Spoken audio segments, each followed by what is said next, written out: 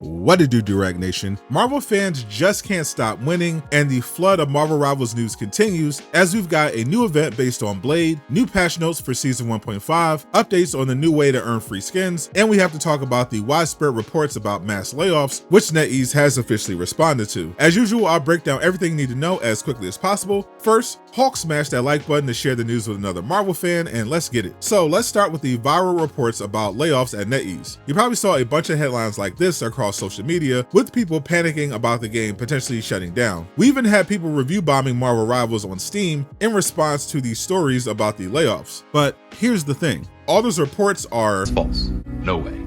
Not this time.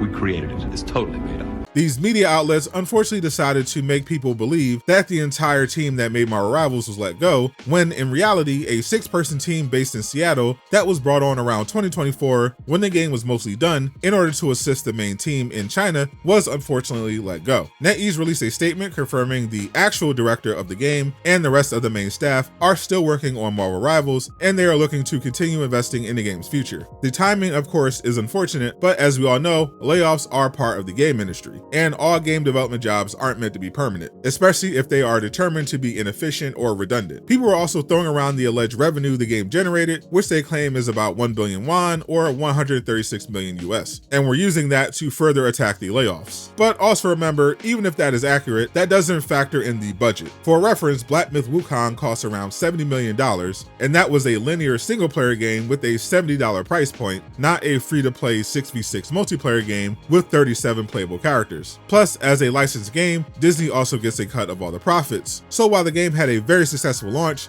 let's not get ahead of ourselves. But for now, no need to worry about Marvel Rivals shutting down, and expect more amazing content coming your way. Select content creators have already been given early access to the game and have gotten to show off the Human Torch and the Thing, who look amazing and so fun to play. When the update goes live at about 7 AM Eastern on Friday, they will each have some premium skins available in the shop. The Thing is getting his trenchcoat outfit and MVP animation, which will be an instant purchase for me. Meanwhile, Johnny Storm is getting his Negative Zone Gladiator outfit, which Netease released a video trailer for. Each skin is epic rarity and will be available for 1,600 units. Speaking of units, Marvel Rivals previously delighted fans by announcing a new change to the Battle Pass. Starting with the Season 1.5 update, the chrono tokens that you earn from missions to unlock items on the Battle Pass can be exchanged for units once you fully complete the pass. The ratio for now is you get 100 units for every 1,000 chrono tokens, which is pretty fair because of how easy it is to grab tokens just by playing the game. I spent my last 600 tokens to complete the Battle Pass and was back to over 1,000 by the time I was done with my missions. You'll also be able to earn units and a free skin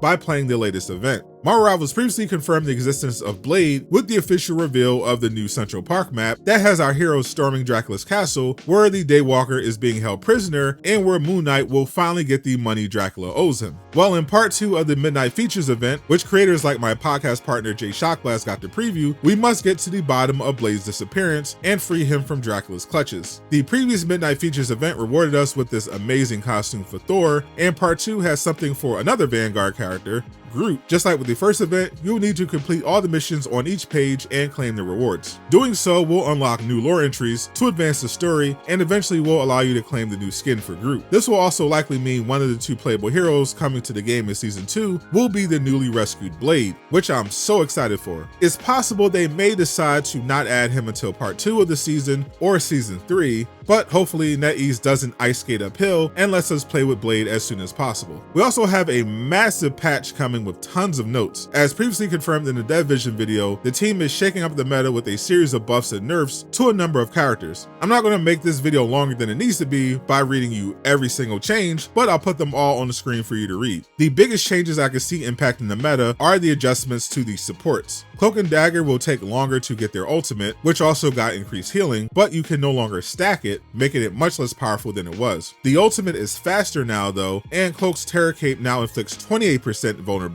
Luna Snow, Loki, and Invisible Woman also got the cost of their ultimates increased. However, Loki received a buff in the form of +2 ammo, while Adam Warlock got a damage buff to his primary fire and an increase to the healing provided by his already very powerful Soul Bond skill. Honorable mention to the off tanks getting some love, as all of Thor's abilities no longer go on cooldown when Awakening Ruins ends, and Captain America will finally be able to use his shield while in the air. Marvel Rivals also released new patch notes going over bug fixes and the new content being added. One interesting change is an extra 0.5 seconds added to the end of overtime to address situations where the game might end immediately if you drift slightly outside the area or a hero is delayed in being detected because of an ability. New Twitch drop rewards are live as well. You can watch creators like me stream the game on Twitch and earn the 2-in-1 spray and Hela's Great Galaxy for free. A new skin for the Season 1.5 Twitch drop campaign will be announced later on. There is some cool optimization stuff as well. I remember getting a comment from somebody complaining about Marvel Rivals resetting their custom reticles. Well, the team heard your feedback and will be fixing that with 1.5 by automatically uploading all changes to server storage to prevent you from losing the data due to local issues. New adjustments for graphics and settings were confirmed for both console and PC, with the keyboard warriors likely happy to have NVIDIA DLSS 4 available, or not. PC players never seem happy. There will also be general bug fixes for all platforms, as well as for individual heroes, such as the bug that caused Venom's ultimate to sometimes do no damage. They also hilariously nerfed a movement exploit for Iron Fist, in addition to nerfing his overall damage, except against tanks, while buffing his survivability. I saw Black Panther players previously complaining about issues with the character, but he didn't make the list of fixes this time around. Keep sending your feedback and I'm sure they'll finally get to him. Hopefully not too soon, because Black Panther is very annoying to play against. Overall though, Season 1.5 is shaping up to be amazing, and we're kind of spoiled as gamers. Not only do we have amazing content coming from Marvel Rivals every month, but there are some incredible superhero games coming soon that will also be fighting for your attention. Click the video on screen to learn more.